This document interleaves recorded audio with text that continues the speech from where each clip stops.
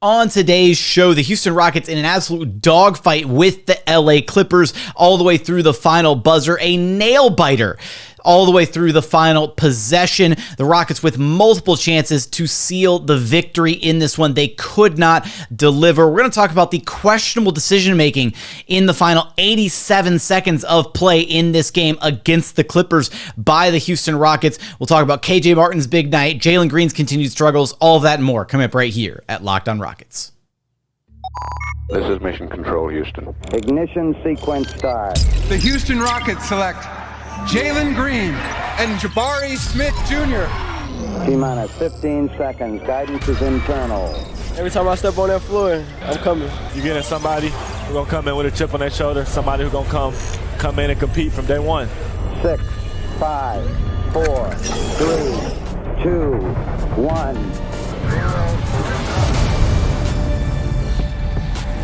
What's up? Welcome to another edition of Locked On Rockets, your daily podcast home for everything Houston Rockets basketball. As always, I'm your host, Jackson Gatlin, native Houstonian, a credentialed media member. I'm also the host of Locked On NBA Mondays, host of the State of the Rockets podcast, as well as Rockets Watch. Be sure to follow along on Twitter at JT Gatlin and the show, of course, at Locked On Rockets. Free and available wherever you get your podcasts, including YouTube, where you can help the show out tremendously. Just go to YouTube, search Locked On Rockets, go to YouTube, comment anything below. Remember, for the house, for the team, for the algorithm. The comments help out the show tremendously. Now, today's episode is brought to you by LinkedIn. LinkedIn Jobs helps you find the qualified candidates you want to talk to faster. Post your job for free at linkedin.com/lockedonnba. Man, this is a doozy of a game. I really thought the Rockets had this one, man. I wanted them to have it so bad down the line of this game. We're going to talk about the final 87 seconds of play and the roller coaster, and not in a good way, of decisions that were made in those final 87 seconds. We're going to talk about KJ Martin's big night, Alperen Sengun's solid performance, Jalen Green's continued struggles. However, he did start to wake up there a little bit in the fourth quarter. All the storylines from this game. Let's start with the tail end of this one, because this was a low scoring affair. Rockets roll into the fourth quarter of this game with a 3-point lead, 76-73. The Clippers could not hit the broadside of a barn in this game. Paul George was the only Clipper who was connecting with any semblance of regularity, shot 50% from downtown in this game. PG had a huge night, including the would-be game winner of this one. 35 points on 15 of 26 shooting, 5 of 10 from downtown. Only got to the free throw line one time. The Clippers as a team shot 25% from behind the three-point line. If you remove PG from the equation, the Clippers were 4 of 26 from the three-point line. That's how bad they shot the ball. The Rockets, not much better, just 8 of 28 from downtown, 38.6% shooting overall, slightly better at the free throw line, 17 of 23, 73.9% to the Clippers, just 70.6%. But let's walk through the final possessions of this game. Rockets were there, man. They were leading the way. They were just a smidge ahead of the Clippers, basically what felt like the entire quarter. Jalen Green hit a huge three to put the Rockets up 88-83 with just under, I should say, 6 minutes to go. And it felt like that was the moment where, oh man, is Jalen going to finally start waking up? And then a few possessions later, he has a big drive on Zubats, drives the ball in, somehow finishes this crazy, finger roll floater over the top of Zubats. I have no idea how he made that shot, but it's 92-88.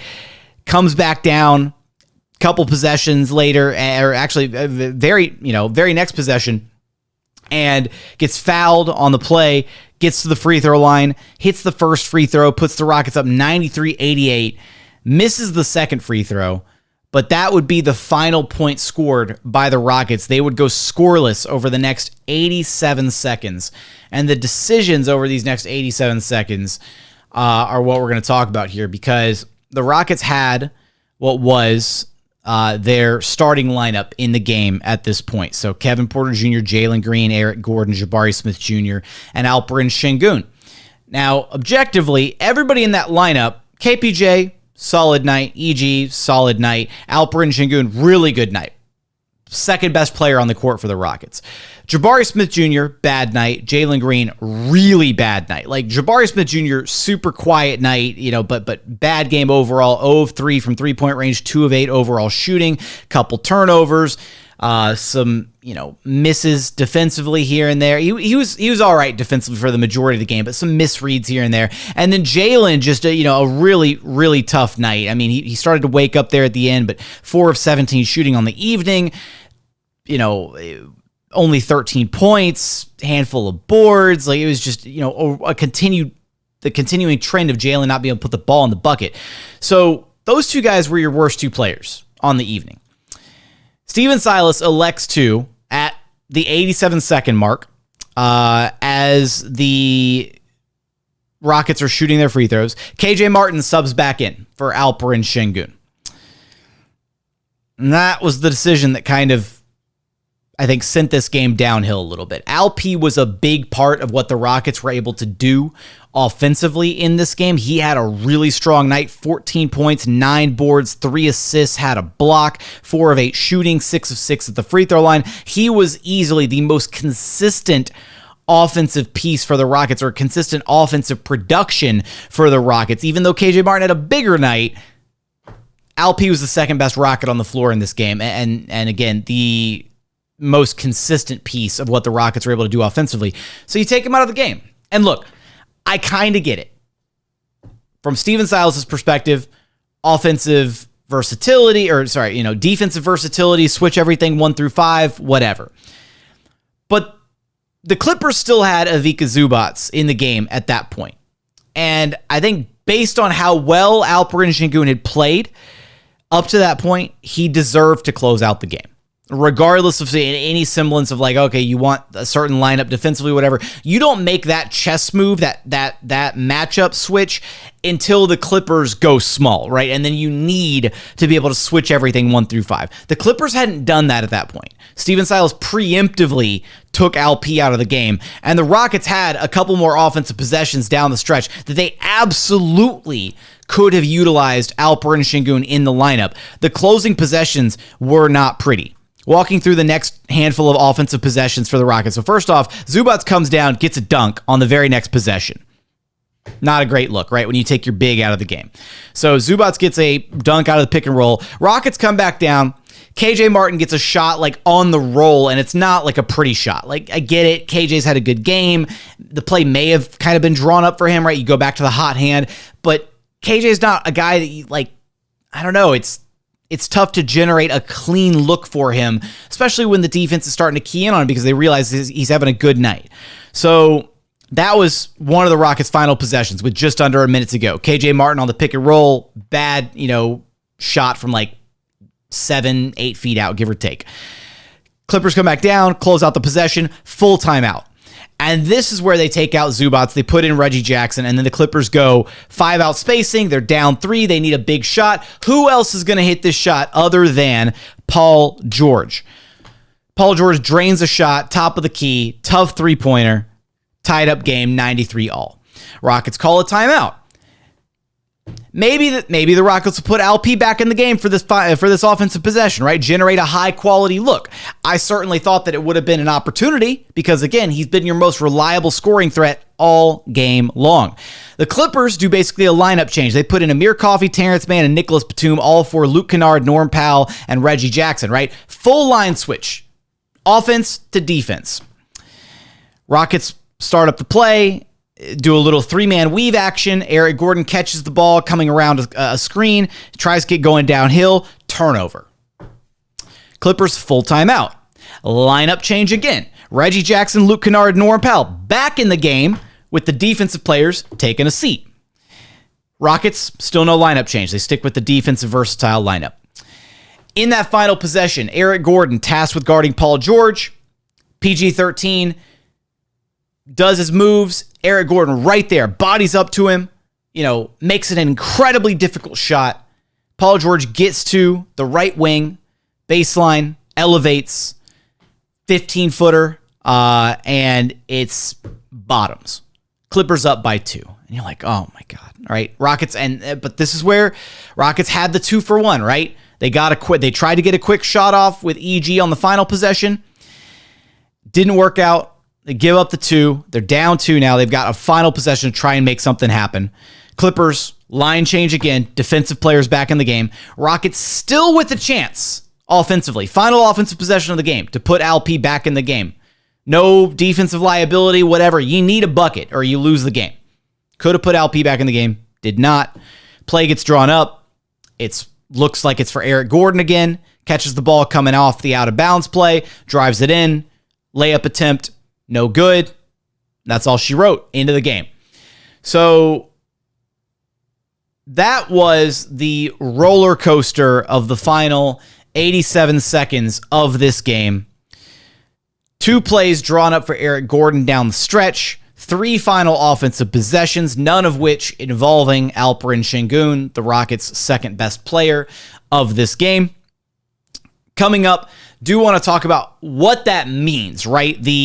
What that means that we saw Eric Gordon as the go-to guy here for Steven Silas and this Rockets team down the stretch. We'll also talk about, again, KJ Martin's big night, Alperen Sengun's solid game, Jalen Green's continued struggles, all of that and more. But first, we got a quick message from our friends over at LinkedIn.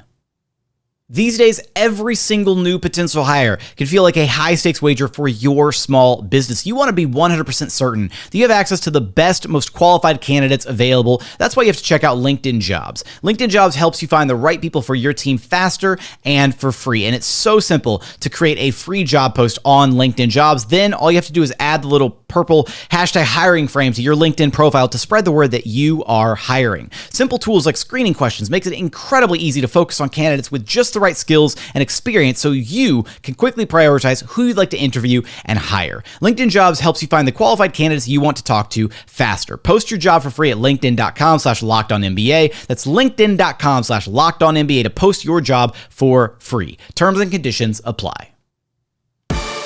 And continuing on here at Locked On Rockets, your daily podcast home for everything Houston Rockets basketball. Now,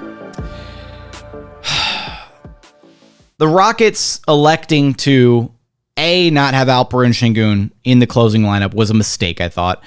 And on top of that, the final couple possessions being drawn up for Eric Gordon says a few different things. And it's frustrating for a few different reasons. One, it's not that EG isn't a talented basketball player. He is, right? Eric Gordon has won the Houston Rockets games in the past. He'll probably do it in the future, depending on how long he remains a Houston Rocket. But we are past that point, right? This is a young Houston Rockets team. These are high-pressure, high-leverage situations and great learning tools for young guys on the roster like Alperen Sengun or like Jalen Green or Kevin Porter Jr. or Jabari Smith Jr. Anybody, right? Pretty much anybody on the roster except for the veterans. Now, I'm not saying that the Rockets should have benched Eric Gordon in those closing moments. Absolutely not. But one of the benefits of having Eric Gordon, right, is he can be effective on the floor, like we saw defensively in the closing moments of this game. And he had, obviously, PG hit the game-winning shot on EG, right? EG made that shot incredibly difficult. That was fantastic defense by Eric Gordon. And Eric Gordon had some fantastic defensive possessions down the stretch of this game. Locked in, looked like the Rockets had a chance to win this game. EG was good. But in those final moments, wouldn't you like to see this be utilized as like a learning tool, an opportunity for Jalen Green or Kevin Porter Jr. or, I don't know, the guy who was the second best player in this game for you in Alperen Sengun to try and generate some kind of an offense, generate a shot in the closing moments, have that game winner moment where they can feel really good about themselves, a team that the vibes are currently in shambles. They needed this win. This win would have felt really, really good. From a lot of the people that were at the game in LA, commenting just on Twitter, social media. Shout out to good friend of the show, Bruce Williams, also fellow Rockets Watch host and my co-host of State of the Rockets. He was saying, man, the vibes did not look good on the bench, right? Guys were, shrugging their shoulders, upset, didn't look happy. Sengun didn't look happy when he got checked out of the game, like all of that.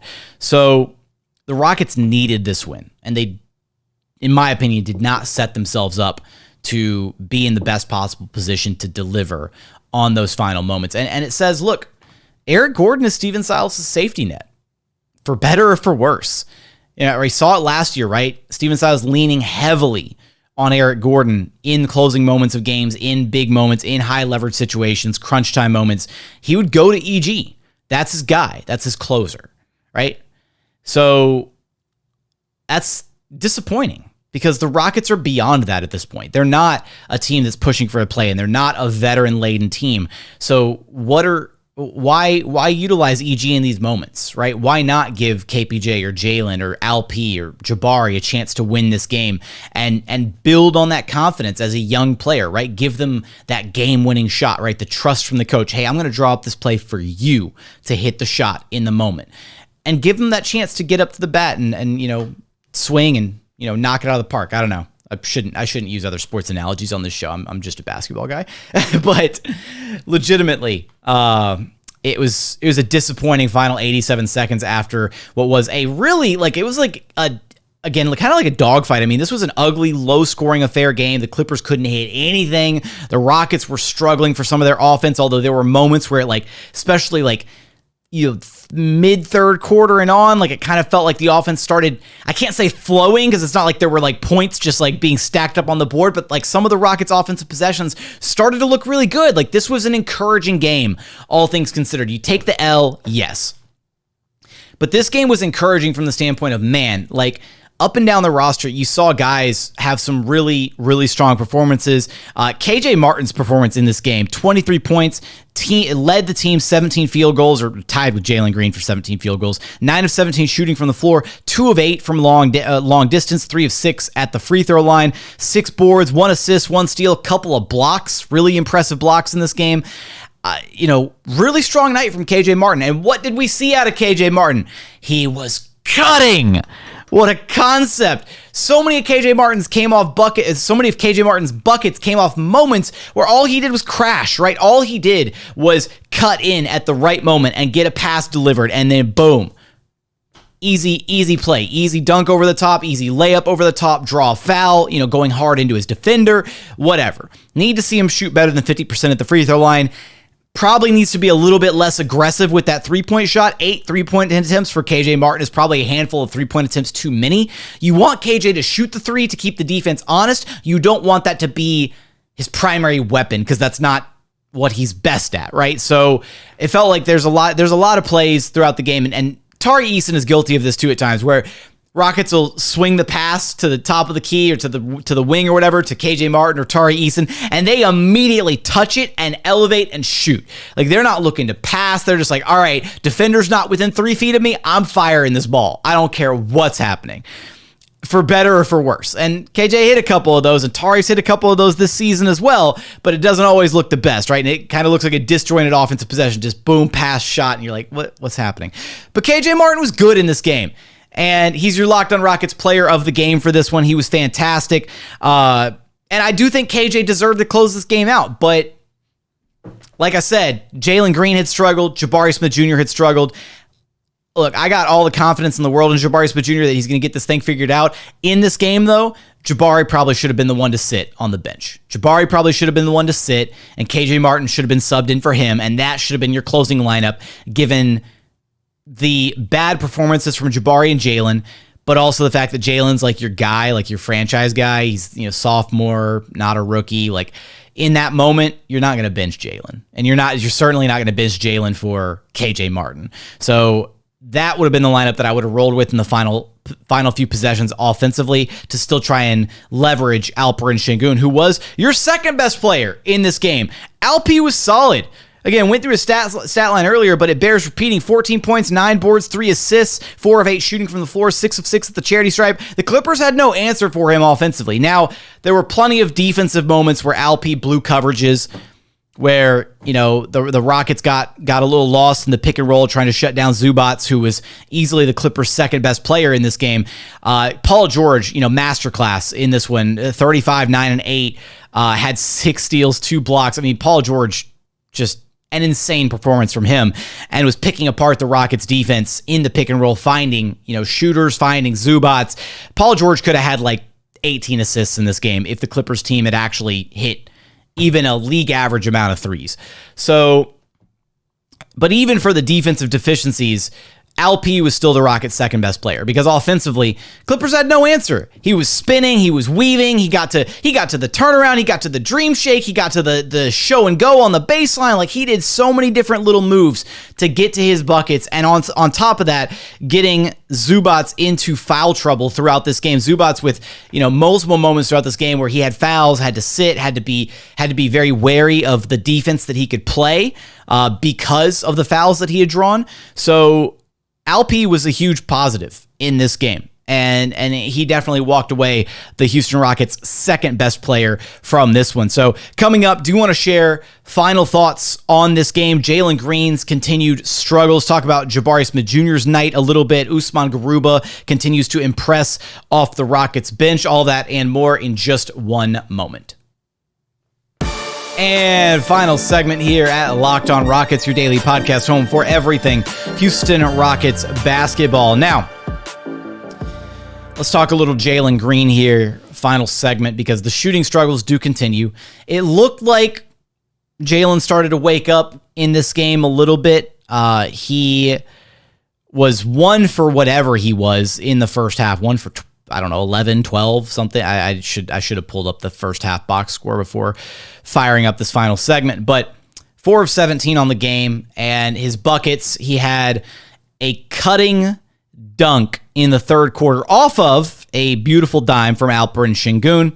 He had the big-time three with just under 6 minutes to go in the fourth quarter, and then he also had the running, finger roll layup over Ivica Zubac in the final moments of this game to get the Rockets up to 92 points. So Jalen Green was a handful of the Rockets' final points in this game. So I can't say that he woke up in the fourth quarter, but there was a moment he hit the first three and then he came back down and had another three a possession or two later, and I desperately wanted him to hit that second three. If he had hit that second three and busted the lead open just a little bit, giving the Rockets just a little bit more breathing room, that would have been a huge confidence booster, right? Back-to-back threes, closing moments, big-time shots, secure the win on the road against LA, even though, they're, no John Wall, no Robert Covington, no Kawhi Leonard. Who cares, right? This is a Rockets team that is in desperate search of a win.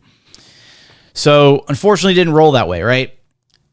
I did like some of the reads that we saw from Jalen. He only walked away with 1 assist, but some of the pick and roll reads, especially in the second half, looked a lot better from Jalen Green. But he's going to get out of this shooting funk. It's ugly while he's in it. And I've had to say that a couple episodes in a row now. It hasn't gotten tremendously better, but again, having Alperen Sengun as a passing hub, right? We saw it for a brief moment in that third quarter, right? How simple it can be. Backdoor cut for Jalen Green. Defense is overplaying him. Backdoor cut. Bam, all the way to the rim. Alp's eyes lit up like Christmas on that play. You go back and watch the highlight, and Alp's staring at Jalen, has the ball at the elbow, and the Rockets are running this little double action at the free throw line, and he is looking at Jalen, and his eyes just go, oh, cut, and Jalen fakes out to the 3-point line and then backdoor cuts to the rim, and Alp just boom, pass on the money. Jalen elevate, easiest 2 points of his life right there at the rim. Why can't we get more of that for Jalen Green? Why can't they run more action to get Jalen moving off the ball, catching and shooting, cuts towards the rim? That's how you get your star player going, right? Easy opportunities like that, and then he gets it going, gets his mojo back, and then he's back to dancing on defenders and drilling step back threes and hard mid-range buckets and driving to the rim and taking contact and getting and ones. That's how you get your flow back, is easy buckets. And the Rockets aren't generating enough of those for Jalen Green. I feel like a broken record saying that one. Usman Garuba. The Oos was loose in this game. Continues to be impactful off the Rockets bench. 10 minutes of burn. Had 2 points, 8 rebounds, 1 assist. Couple offensive boards in this one. Had a block. I love Ryan Hollins' energy when Garuba starts doing things out there, because you'll hear Hollins, he's like, get him, Uzi! Get him, Uzi! Hollins gets so hype on the broadcast. It's fantastic. I absolutely love it. Love the energy that it brings, and I love the energy that Garuba brings, right? It's much needed for this Houston Rockets team at times on the floor. he makes a difference. The 10 to 12 minutes a night that he gets makes a difference when he is on the floor. The hustle, the defense, the tenacity, everything that he brings. Offensively, his bag is still pretty empty, right? There's little that Garuba can do offensively. He can pass, but the Rockets still aren't using him like in the short roll in positions where he can be a good passer. So offensively, he's a little bit like playing 4-on-5 out there at times, but he gives you so much on defense, and he works so hard on the rebounds, and he generates second chance opportunities just by hustling his ass off, right? So Uzi absolutely deserves to play, continues to deserve minutes when he's out there on the floor. Tari Eason, Garrison Matthews in this game, quiet nights for both of them. Tari with 6 points, just 1 rebound. Garrison with 3 points, couple boards, couple steals from both of those guys. There was a moment Garrison Matthews blew up a play. It was like a lob pass, a backdoor lob pass, and Garrison read it, blew it up. Tari in transition, sometimes those blinders are on for Tari, and or he'll drive the lane and really kind of tunnel vision the rack, and that's not necessarily a bad thing. Sometimes it's a bad thing, but shout out to Tari and Gary Bird and Daishan Nix, Garuba, KJ. They were part of that bench unit, bottom of the third quarter, where I was like, all right, this game's probably about to get away from them. And they piled it on. They went hard in that third quarter stretch. I want to see what the score was. I probably should have had this pulled up. Let me see. Third quarter, right into the third quarter, Rockets were down, 9-0 run, I think it was. Something like that, or 65-71. Yeah, I mean, Rockets went on a big run to close out the third quarter. It was a 9-0 run at one point, third quarter, and that was the lineup that manufactured that run. And they did it because they were all hustling, right? Like, that lineup still puts together some really ugly offense at times, but they were all 5 guys were hustling on the floor. The Gary Bird steal, the tip, happened at one point in that stretch of run, and that lineup made some things happen on the floor it was kind of fluky offense, but it's like you can generate some offense just by hustling harder than the other team. It's not reliable. It's not going to be consistent, but that's what that lineup did in those closing moments of the third quarter and kind of gave the Rockets some momentum going into the fourth and final frame here. Josh Christopher, another game where he low minutes, man off the bench, just 4 minutes played, had 1 assist in the game. A nice little dish to KJ Martin. I really thought Josh was going to drive it in and shoot it, and he called me wrong on the broadcast. I said, Josh is going to shoot this, and then he dished it to KJ, and I was like, whoa, completely surprised. Last guy here, talked a little bit about Jabari's struggles earlier, and he did. He struggled this game, continues to struggle offensively. Trying to find his spots. He did have a moment where, he got the post up and it looked all right. Turn, hit the quick little post up type move. I don't necessarily think those are, I don't know. I don't know if they're good or bad possessions for him. They're not necessarily maybe the most reliable, but he's got to start hitting his threes. He's got to start hitting them when they're wide open. And then Kevin Porter Jr., last guy here. Solid night from KPJ. Not great, not bad. 13 points, 5 of 13 shooting, 1 of 3 from long distance, just 2 free throws. Had 5 boards, 5 assists, 2 steals, couple turnovers. Solid night from KPJ. Nothing amazing to write home about. The couple steals were pretty big. They happened, to give the Rockets, some significant momentum when they did occur. But just a kind of a quieter overall night from KPJ. We're not really accustomed to seeing not only 1, but 2 guys finish ahead of KPJ kind of in the pecking order of the shot rotation, with KJ getting 17 attempts, Jalen getting 17 attempts. KPJ, I think so far this season has basically been the leading guy for the Rockets in field goal attempts, or the second leading guy in field goal attempts pretty much for every single game, unless I'm misremembering. So it kind of felt again, the Rockets offense was prioritized towards other guys in this game, for better or for worse. Again, Jalen, another clunky game, but he's got to get the shots to try and get out of the shooting slump. And then KJ Martin, big productive night for him off the Rockets bench.